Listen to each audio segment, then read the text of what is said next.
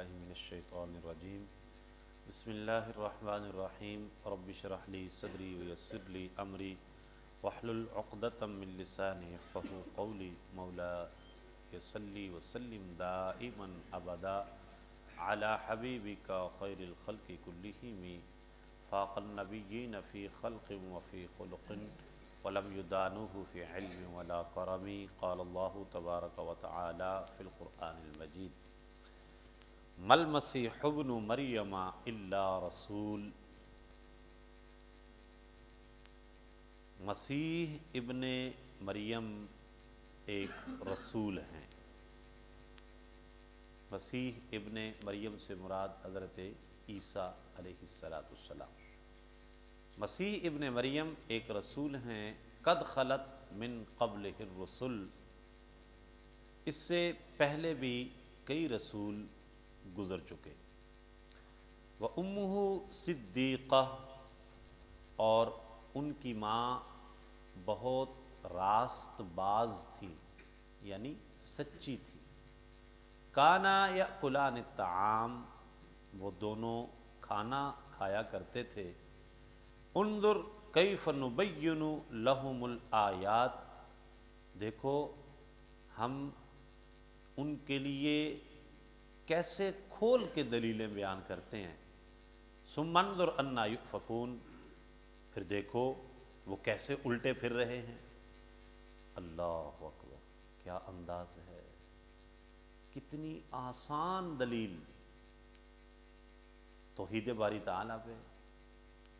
حضرت عیسیٰ علیہ السلام اور آپ کی والدہ محترمہ کے بارے میں جو عقیدہ تھا کرسچنز کا کہ آپ معاذ اللہ خدا ہیں یا خدا کے بیٹے ہیں، تو کتنے آسان انداز میں ان کے اس باطل عقیدے کا رد کیا اور فرمایا کہ عیسیٰ ابن مریم تو ایک رسول ہیں، جیسے ان سے پہلے بھی کئی رسول تشریف لائے اور دنیا سے پھر پردہ فرما گئے، اور ان کی والدہ محترمہ ایک سچی خاتون تھی۔ یہاں پر قرآن مجید کا انداز دیکھیں کہ کرسچن جو ہیں وہ حضرت مریم سلام اللہ علیہا کو اللہ تعالیٰ کے ساتھ شریک ٹھہرا رہے ہیں، خدائی میں شریک کر رہے ہیں، اور قرآن مجید ان کے اس دعوے کا رد کر رہا ہے، ان کے اس عقیدے کا رد کر رہا ہے۔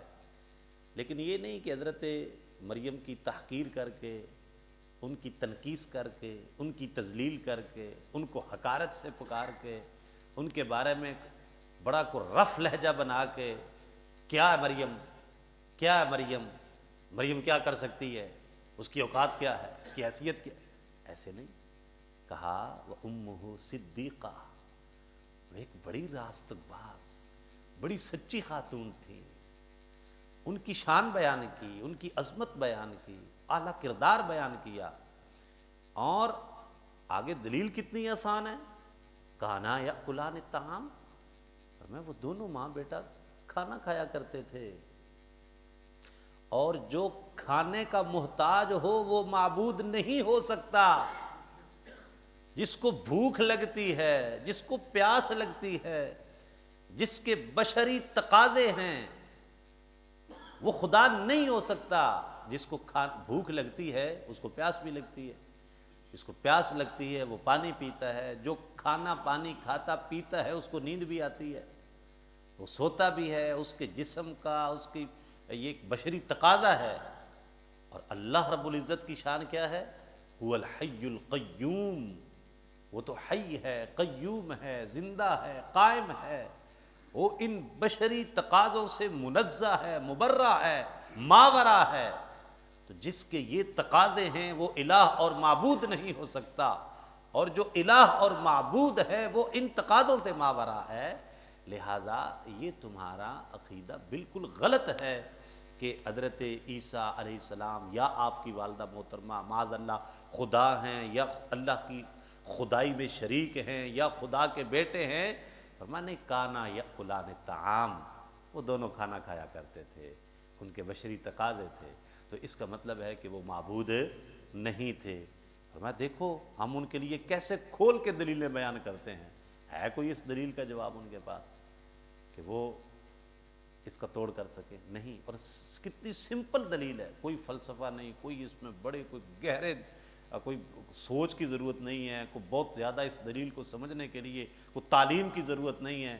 ایک بالکل سادہ بندہ بھی یہ سمجھ سکتا ہے کہ یار جس کو بشری تقاضے ہیں نا وہ معبود نہیں ہو سکتا، اور جو معبود ہے وہ ان تقاضوں سے ماورا ہے، اس کو ان چیزوں کی ضرورت نہیں ہے، وہ محتاج نہیں ہو سکتا، اور جو محتاج ہے وہ معبود نہیں ہو سکتا۔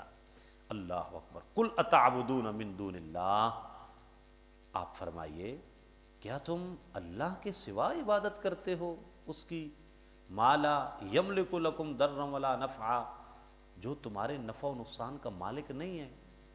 کیا تم اللہ کے سوا کسی کی عبادت کرتے ہو جو تمہارے نفع و نقصان کا مالک نہیں ہے؟ واللہ هو السمیع العلیم، اور اللہ تعالیٰ ہی سب کچھ سننے والا، سب کچھ جاننے والا ہے۔ تو لفظ عبادت استعمال فرمایا کہ کیا تم اس کی عبادت کرتے ہو جو تمہارے کسی نفع نقصان کا مالک نہیں ہے؟ اس لیے کہ نفع اور نقصان کا مالک حقیقی اللہ تعالیٰ کی ذات ہے، حقیقی نفع پہنچانے والا بھی اللہ تعالیٰ ہے، اور نقصان بھی اسی کی مشیت اور رضامندی اور تقدیر الہی سے ہوتا ہے۔ لہٰذا جو یہ تمہارے کسی نفع و نقصان کا مالک نہیں ہے وہ معبود بھی نہیں ہو سکتا ہے۔ لہٰذا اس کو عبادت کے ساتھ وہ اٹیچ کیا گیا کہ اس کو معبود نہیں مانا۔ اس قسم کی آیات کو اولیاء اللہ پہ چسپاں کرنا اور عام مسلمانوں پر شرک کا جو ہے وہ فتویٰ لگا دینا، ایسی آیات کو پڑھ کر تو یہ بھی ایک زیادتی ہے۔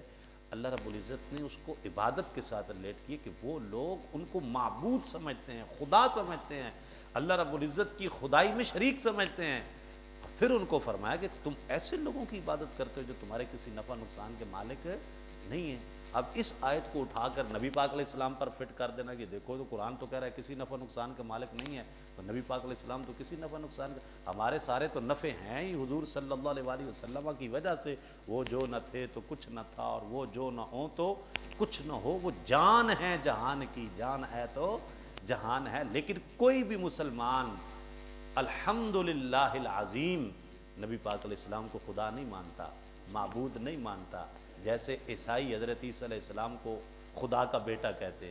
کوئی جتنا مرضی ان پڑھ آج نبی پاک علیہ السلام کا امتی ہو، اس کو اتنا شعور ضرور ہے کہ نبی پاک علیہ السلام اللہ کے بندے اور رسول ہیں، اللہ کے بندے، اور محمد الرسول اللہ صلی اللہ علیہ وسلم اللہ کے بندے اور رسول ہیں۔ کوئی ان کو لائق عبادت نہیں سمجھتا، الہ نہیں سمجھتا، معبود نہیں سمجھتا۔ باقی رہ گئی بات حضور علیہ السلام کے اختیارات کی، اللہ نے اپنے حبیب علیہ السلام کو اتنے اختیارات عطا فرمائے ہیں، اتنی شانیں عطا فرمائی ہیں، کل کائنات کے علماء اکٹھے ہو جائیں، صلحاء، ان کا علم، زہد، تقوی، ان کا طہارت، ان کی ریسرچ، ان کی تحقیق، ہر چیز کہیں پیچھے رہ جائے گی، اللہ نے اپنے حبیب علیہ السلام کو کل کائنات سے ماورا شانیں اور اختیارات عطا فرمائے ہیں۔ واللہ هو السمیع العلیم، اور اللہ تعالیٰ ہی سب کچھ سننے والا، سب کچھ جاننے والا ہے۔ قل یا اہل الکتاب لا تغلوا فی دینکم، آپ فرمائیے اے اہل کتاب اپنے دین میں حد سے نہ بڑھو، غیر الحق کی نا حق، ولا تتبعوا اہواء قوم قد ضلوا من قبل واضلوا کثیرا وضلوا عن سواء السبیل، اور نہ پیروی کرو اس قوم کی خواہشوں کی جو گمراہ ہو چکی ہے پہلے سے، اور گمراہ کر چکے ہیں بہت سے لوگوں کو، اور بھٹک چکے ہیں راہ راست سے۔ تو یہ ان کا جو عقیدہ تثلیث تھا اس کا مدلل جو ہے وہ اس کا توڑ کیا گیا، اور بڑے آسان انداز کے ساتھ قرآن مجید نے اس عقیدے کا بطلان کیا ہے۔ اللہ تعالی ہم سب کو ہمیشہ عقیدہ توحید پر قائم و دائم رکھے، اور اللہ رب العزت نے جو ہمیں ایمان اور اسلام کی نعمت سے سرفراز فرمایا ہے، اللہ تعالی ہمیں اور ہماری نسلوں کو ہمیشہ اس پہ شکر گزار رہنے کی توفیق عطا فرمائے۔ آمین۔ الحمدللہ رب العالمین۔